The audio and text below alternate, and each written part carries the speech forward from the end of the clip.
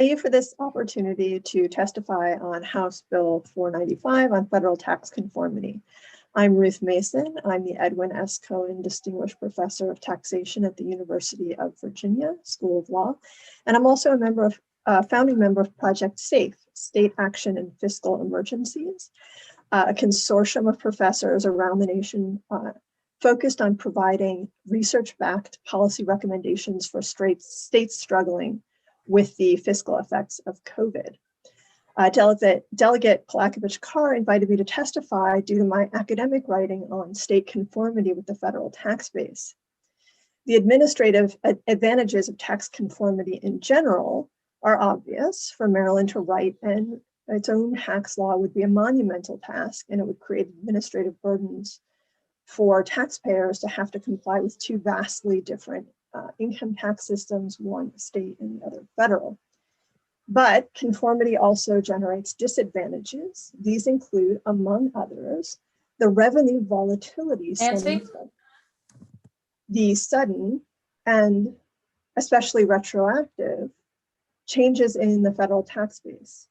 Conformity also results in a loss of state autonomy. When Maryland automatically adopts federal tax changes, Maryland reduces its ability to control state tax policy. Maryland already has lagged conformity for federal changes that would result in revenue losses for Maryland over $5 million, but this lag presently does not apply to retroactive federal changes. Thus, as I see it, House Bill 495 simply would match the treatment of retroactive federal tax changes to the treatment Maryland already provides for current federal tax changes.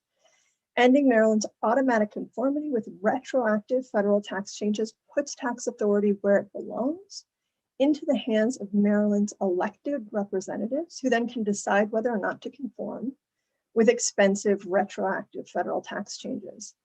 I might add that such decoupling is in no way unusual. As the delegate emphasized, about half of the states have so-called static conformity. They don't automatically incorporate federal changes. Although the crisis may have motivated the federal government to offer the particular relief provisions that you're considering in this bill, quite apart from whether you think that these policies are good on their merits, there are reasons for Maryland to depart from them.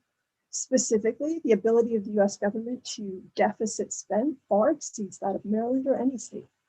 In short, the federal government can afford to provide relief that Maryland simply cannot.